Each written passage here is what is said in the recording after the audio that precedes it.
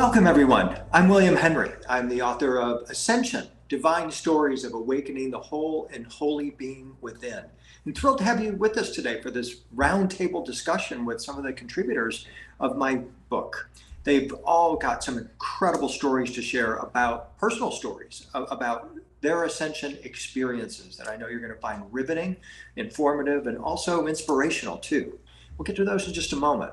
But first, I just wanted to share just a very brief introduction to the idea of ascension. What is ascension? It seems like just in the past maybe 5 years, all of a sudden this concept has been on the lips of so many people. We now have ascension coaches, we have ascension retreats, we have ascension everything. And that is really the hallmark of our times, in my opinion. As an ascension scholar, someone who has been studying this subject for over 20 years, in a company with the concept of human transformation into a higher being, I've noticed that we are truly not on a runway, in my opinion. We're not taking off to go anywhere, we're landing. We have been up in the air as a species, so to speak, for thousands of years. This idea that a human can transform and become more whole, more holy, more complete, and indeed perfect, as the ancients described, is something that's always been a bit kind of up there or out there, beyond the reach of the ordinary person, reserved by the priest, withheld by the churches, never taught in school. But that's what's changing in our time. And it's because we are coming into a place of landing, of surety about who we are as individuals, our spiritual capacities, our mental, physical, and emotional capacities. We're all gaining tremendous insight and knowledge about what it means to be a more whole, holy, and complete human being, and the impact that that will have on our planet. There is a direct correlation between how humanity conceives of itself and the world in which we dwell.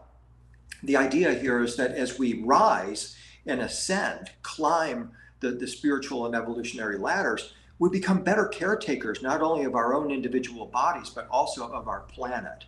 This opens up all kinds of tremendous possibilities for us. We're talking literally about not just transforming the human species, but saving it, of finding new ideas and solutions to contemporary dilemmas, from artificial intelligence to climate change, that we can't even think about in our unascended lives.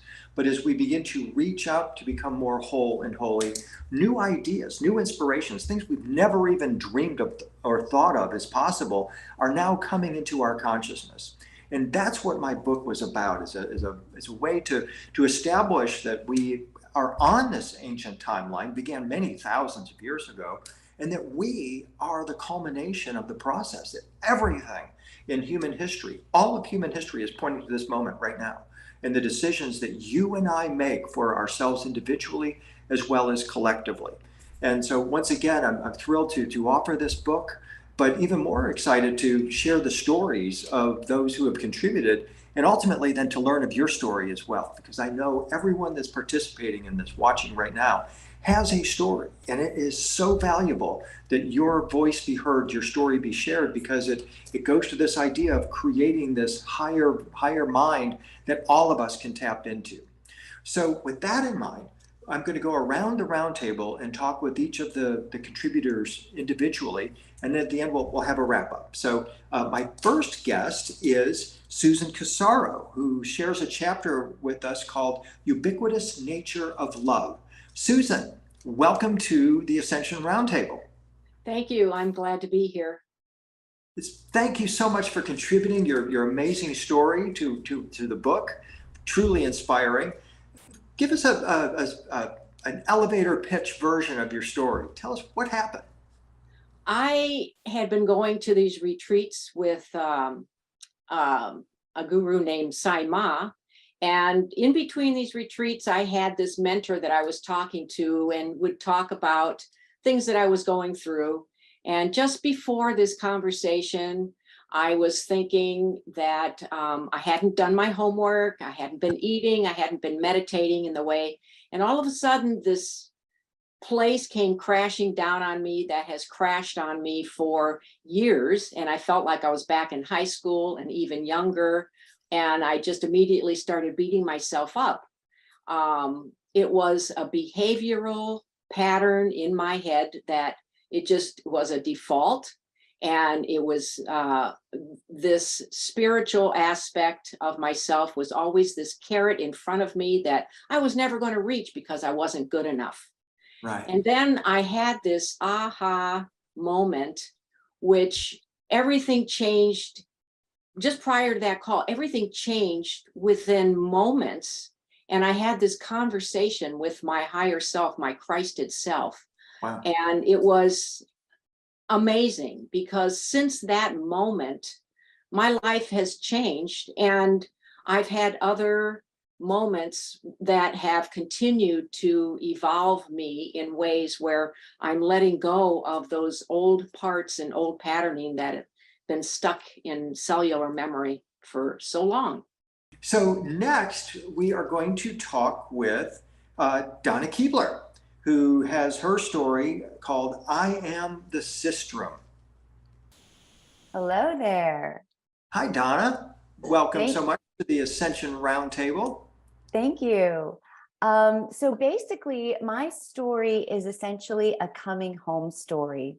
It's Okay. a story about soul retrieval, which is Mhm. actually what I've dedicated my life to for the last 8 years since I had a big kind of pow awakening, like where the lights turned on. It was like just like that.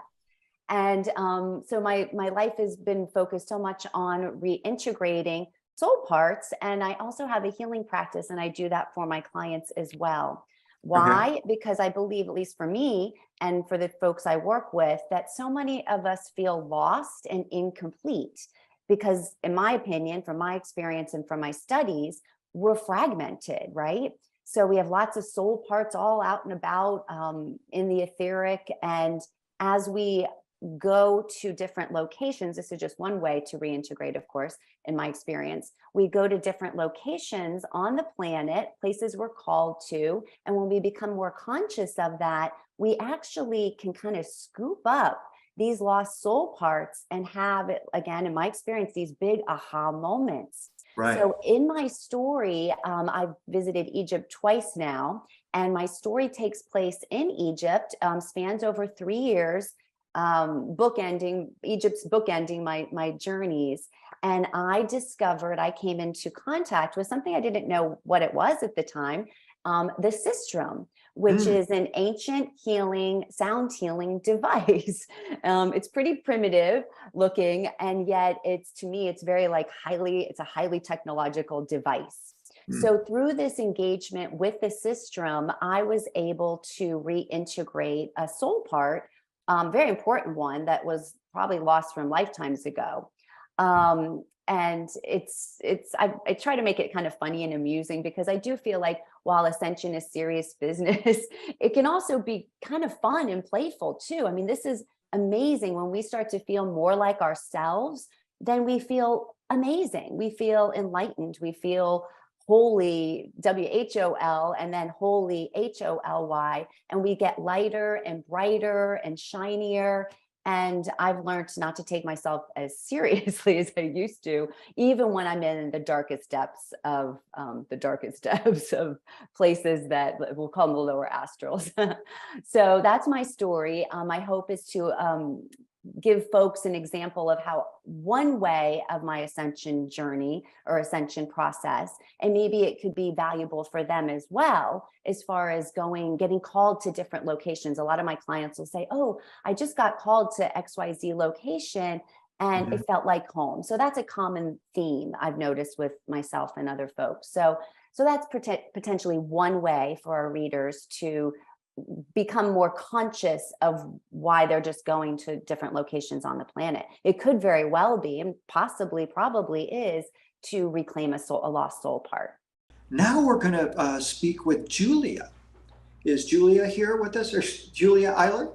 Yes. Hi, William. Nice to meet you. Nice to meet you too, Julia. Thank you so much for contributing to the book and also for joining us for the roundtable today. Oh, my pleasure. My pleasure. Nice to meet everybody else here also. Now, divinely orchestrated leap. Those are three really powerful words. Oh, absolutely. Yeah, and that experience, and I won't give it away here in the video, but that was a decade ago now. And I kind of go back a couple years before that, I had literally lost my corporate job from the last decade and lost my husband to a heart attack in the same week. Oh my gosh. Over the next 18 months to 2 years, both my daughters left home, went to college, and just the trauma, I had really disconnected from everyone around me, from God, from, just any experiences at all. I had just really disconnected from myself, right? So, I always say I was a bit more sleepy than most at that point, and it took a visit from otherworldly beings to really shake me awake, right? Yeah. And and I chose to share this story, this awakening story, with the world finally. And bless you for putting that out there. But I did that so maybe that those can, maybe others can find comfort in their journeys also.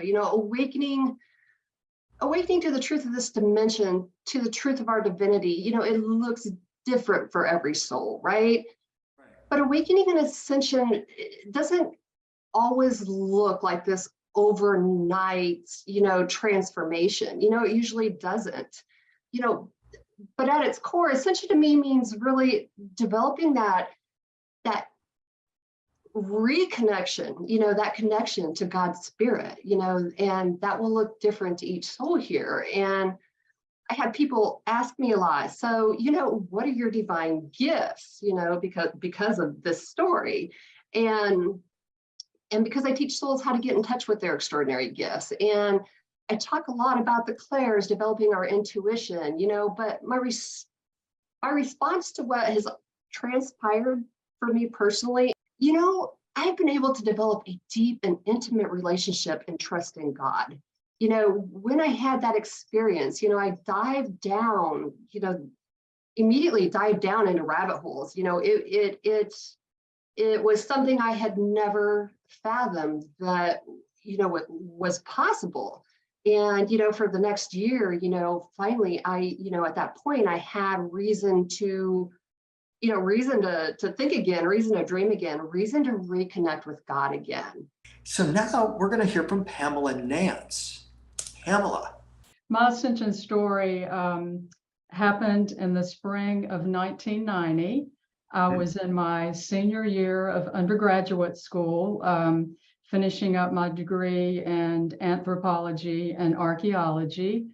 I was also working double shifts at a local restaurant. So we were going into Mother's Day, graduation. I was studying for final exams, juggling all these different hats. And as you can imagine, it was quite stressful. I'd had a history of duodenal ulcer, but it had been under control for a number of years. But I guess being in this high stressed environment, it decided to rear its ugly head. And I experienced a life-threatening medical event as a result. I collapsed in my home. My husband had to conduct CPR as he awaited the ambulance, and I was gone. I was oblivious to my surroundings here on Earth. I had gone to just this incredibly beautiful place. I did not go through a tunnel.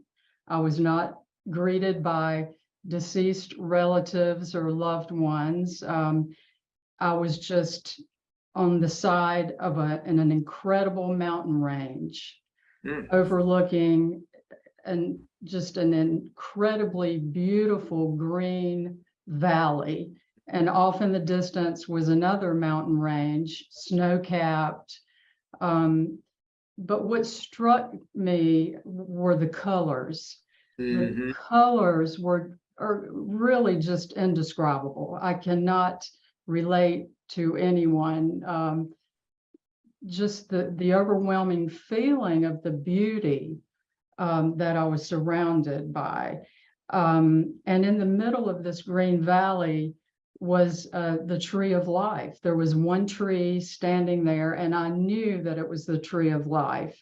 Wow. And as soon as I had that thought, I was under the tree. Mm-hmm. And I'll leave this part for the readers, but I was surrounded by just beautiful beings. And one that I knew in particular, but they weren't human. So you'll have to read the story to find out, but it was quite an incredible experience. I was all knowing at that point, that this is, this is what's real. Mhm. What I was experiencing previously, that's not real. This is reality. And it's where I wanted to stay. But off in the distance, my husband began calling my name. And it's kind of like if you fall asleep on the couch at night and you don't want to get up, you just don't want to get up and go upstairs to bed or whatever. It was kind of that same feeling, I could hear him off in the distance and he's calling me, and I was becoming quite angry because I did not want to leave this beautiful place, but his voice was very insistent. And so I came back up to consciousness, and he said, "Don't move, the ambulance is on the way." But as it turns out, I was hospitalized for about 5 days. I lost nearly half my blood volume. I had to be transfused. And that was a little difficult because I have Rh negative blood, and it was hard to find that blood type. None of my family members matched. So it was a little touch and go. I think they coded me a couple of additional times in the ED. But at any rate, I survived, but I was completely changed. The experience changed me at an energetic, vibratory level. Right. Okay. That is going to bring us to Debbie Irvine. Hi, William. Hi, Debbie. How are you? Thank you so much for being with us. I'm great, thanks. So my story seems a short snapshot of everything that we're discussing. So I'm trying to write down all the backstory that is so important as well. Well, first of all, your background just takes me to the place that you was describing. Okay, so I'm already there. You're definitely somewhere else. Thank you, thank you. So my story is the compassion and healing of Christ, which was my mystical experience in Santiago Cathedral, and that's in Spain, right? The Santiago Cathedral in Spain? In Chile, sorry. In Chile. Yes, yes, because I was coming back from doing a month's ayahuasca healing ceremonies in Peru. As we all do. Yes, yes. I traveled from Australia with a psychologist, and while I was there, I was working with the maestro, and my own intention was to connect with a healing master. And so I actually connected with the Christ consciousness, and my Chilean shaman, who had been training for 15 years with the maestro, also told me during the week that he worked with the Christ consciousness as well as the ayahuasca and the indigenous spirits of the plants and the Icaros, as you know, in the northern parts of Peru. Now, this was, I got sick in 2005, and I spent 7 years in a bedroom. I lost all my capacities. I was made totally and permanently disabled. I had to have a year to learning to walk. I couldn't read or write. And I went through a full shamanic death. I lost everything in my life, my job, my husband, my family of origin, all that sort of stuff. And during that, my dreams started guiding me towards healing. And so I went back to university in 2012 when I couldn't read or write, and started religious studies and then the Master of Counseling. And my brain started working. And also I was doing Masters of Suicidology and started to travel the world in 2015. But the key aspect was where I was diagnosed with chronic fatigue and fibromyalgia to make me totally and permanently disabled. I later, 3 years later, was diagnosed with common variable immune deficiency, which is a primary immune deficiency, which has 1% chance of healing. And I had to go to hospital every month for the rest of my life for plasma immunoglobulins. And so during finishing my master's research in 2016 on the wounded healer, I started to reactivate my immunoglobulins. And so from 2017 on, this was in the hero's journey. the spiritual transformation Mhm. aspects of my journey. And so what this led to a year later was being cleared completely of hospital treatment and critical hypertension. And so it's been a very unexpected journey, but my dreams have guided me all my life, and I've had mystical experiences since I was a teenager. So, what my story and the backstory of it is that, yes, as you say, when we sleep, when we dream, when we have these amazing experiences, we're ascending and getting information. So, I assume during the 7 years that I slept and my body died, I was, clearing out like the 7 years in the desert that the mystics had. And and so I'm co-creating through my higher self this whole journey. And my dreams are connecting to synchronicities that I always manage to activate. Mhm. I mean, I didn't think I was activating them, but that's part of my journey. And so I end up in Santiago, and my main tour for the day before was cancelled. And so I'm offered this tour with a one on one guide with Matthias, who's a young man in his 20s who I discover is just starting to do spiritual healing himself. And he's seeing auras and learning about Reiki. And so he gets me for 4 hours.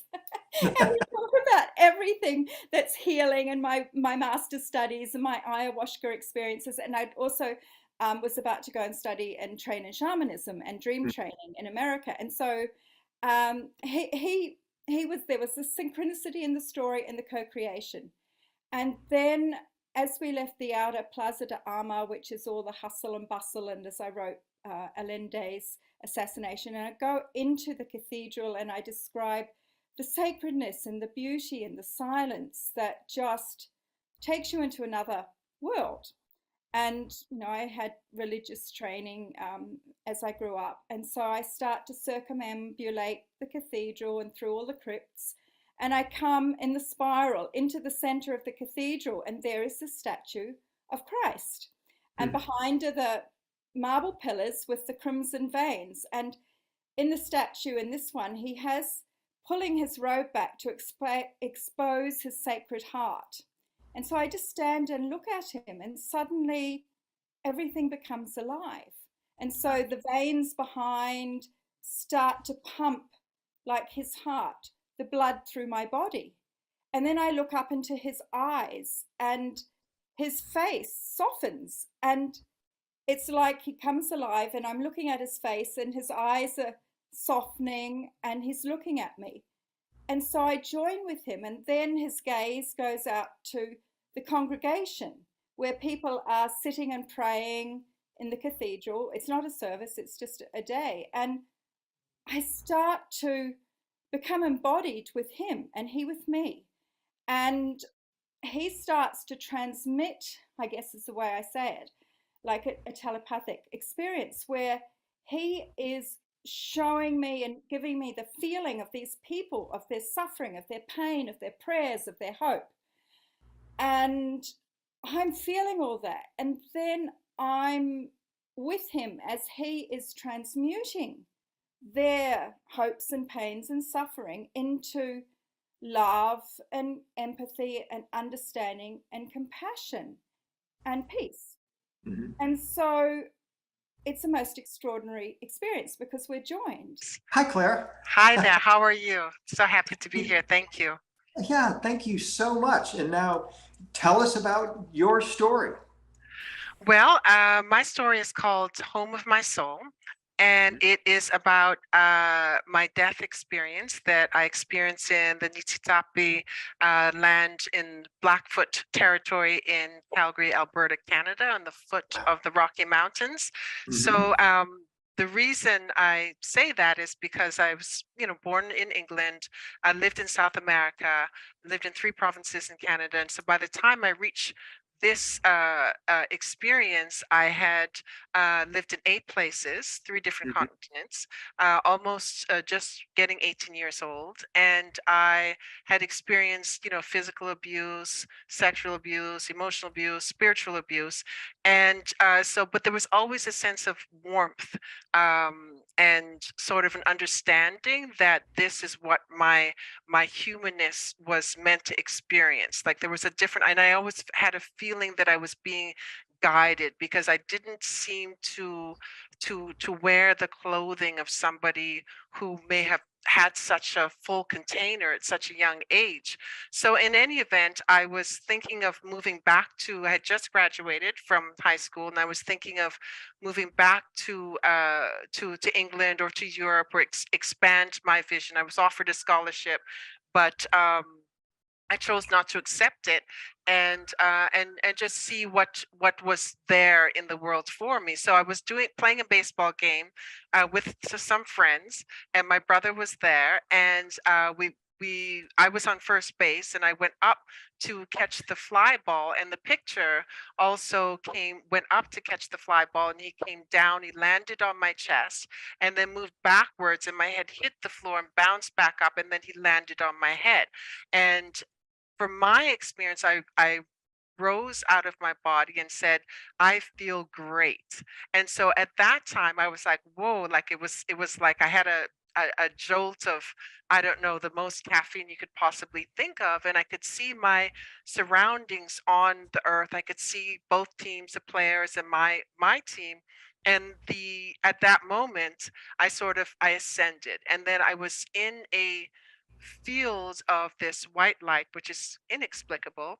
And but I've sort of chalked it down to when you see the sun on the water, and there's that line of the water like on Glimmerglass Lake, and it's so magnificent and shimmering, but yet transparent and light and beautiful.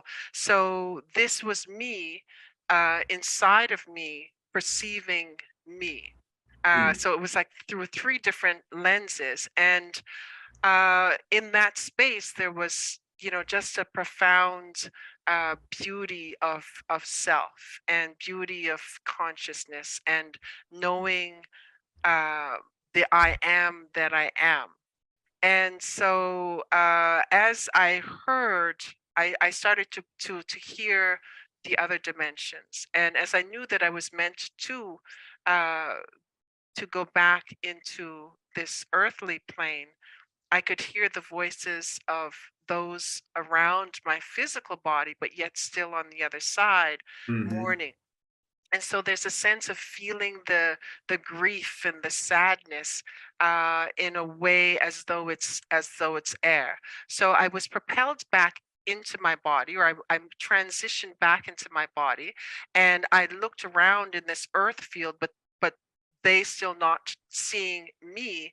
And I looked back and I saw my body lying on the ground, because I was saying, I feel great, like I'm okay. But as they passed through me, I had to Right. look back and say, okay, I'm not there. So I lied back down into my body, and to let everyone know, like, there's no need to suffer. I'm okay. But I had to really open and close my eyes, several times to make a connection with my physical self, because they were raising my eyes and saying, oh, she's not she's her eyes, she's not breathing, there's no pulse. And so the suffering, it just encouraged me more to sort of to revive myself as such. And so finally I was able to close my eyes, squeeze them tight, and then open them back up. And then I felt this heavy gravity of the human flesh, of the body, of what gravity Right. really is when it's pulling Yeah. you down.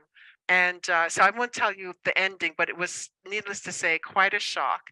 No one Right. rushed me to the hospital, because they knew that whatever they had seen in my passing, that it was the story that was going to impact them as well for the rest of their lives. So I'm William Henry, once again, author of Ascension, Divine Stories of Awakening the Whole and Holy Being Within.